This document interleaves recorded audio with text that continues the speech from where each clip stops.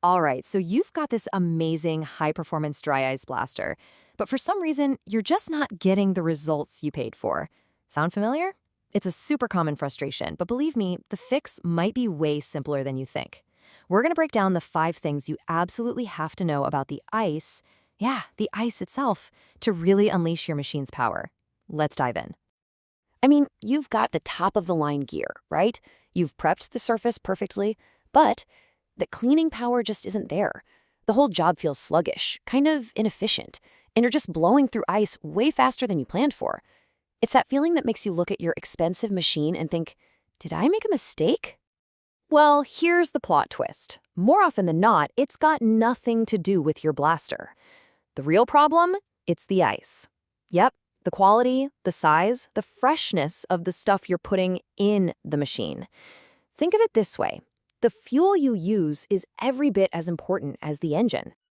Okay, so to really nail this, we've got to focus on what I like to call the big 3. These are the absolute non-negotiables for dry ice: size, freshness, and storage. Get these 3 things right, and I'm telling you, you are 90% of the way there. It's that simple. First on the list, and you could argue it's the most important one, is pellet size. Seriously, this isn't some small detail. It's the foundation for everything.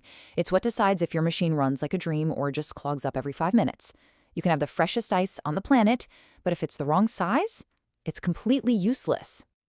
And here's the number you need to burn into your brain: 3 millimeters. That's it, 3 mm. That's the magic number for the vast majority of blasters out there, including really popular ones like the Aiolith AI30. It's the industry standard for a very good reason. It's that perfect sweet spot. Small enough to flow without jamming, but big and dense enough to pack a real punch. And if you get this wrong, oh boy, the consequences are immediate. Pellets that are too big, anything over 3 millimeters, are going to jam up your hoses and your gun. That means downtime, and downtime costs money. On the flip side, if your ice is old and powdery, it's lost all its kinetic energy. The impact is going to be weak, and you'll basically just be dusting the surface. So what's the bottom line? Always, and I mean always, check your machine's manual. It'll tell you exactly what you need. All right, next up on our big 3 list is freshness. And let me tell you, freshness is power. See, dry ice isn't like the stuff in your freezer. It's solid CO2. And it's always in the process of turning straight back into a gas. It's called sublimation. So the fresher your ice is, the denser and harder it is. And that density, that's what gives you all that cleaning power. Now get ready for this, because this number is kind of nuts. Even if you store it perfectly in a proper insulated container, you are losing 5 to 10% of your dry ice every single day.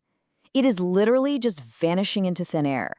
And that is why trying to stockpile dry ice is one of the worst, most expensive mistakes you can possibly make. So how do you fight this vanishing act? It's actually pretty simple. You have to treat dry ice like fresh milk, not like a can of soup. The absolute best practice? Use it within 24 hours of getting it. If you absolutely have to store it, do not go past 2, maybe 3 days tops. The really smart play here is to order smaller batches more often. That way, you know you're always blasting with that hard, dense, super effective ice.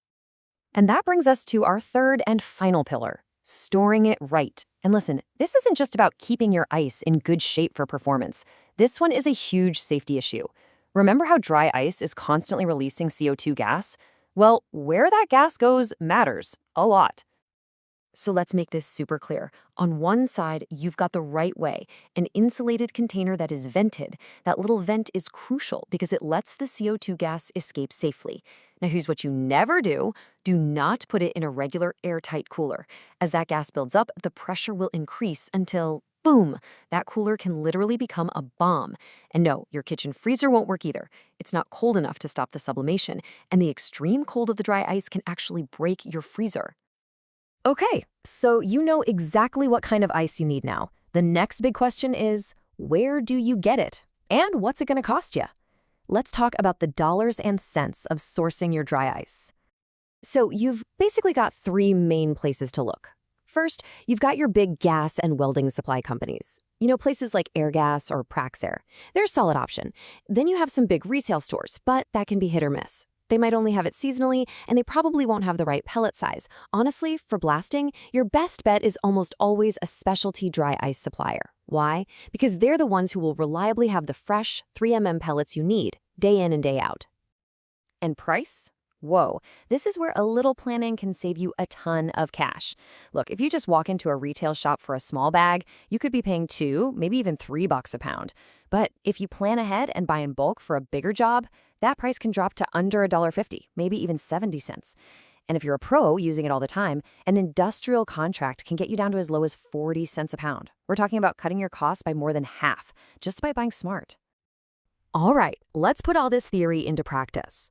We'll take a look at a really popular machine, the Aiolith AI30, and see how all these rules apply in the real world. Okay, check out the specs for the AI30. And right there, plain as day, what does it say? Allowable pellet size less than or equal to 3 millimeters. See?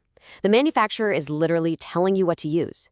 Using anything bigger isn't just a bad idea, it's actively going against how the machine was designed, and you could seriously damage it. And now look at how much ice this thing eats, 40 to 80 pounds per hour. Now think back to what we just talked about with cost. At that rate, the difference between paying $2 a pound versus 70 cents a pound, it's not small change anymore.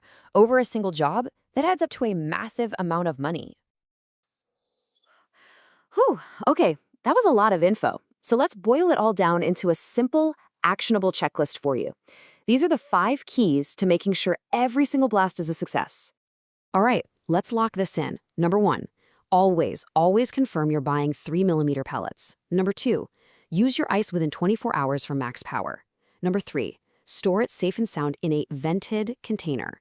Number 4, find a great, reliable supplier who knows what you need.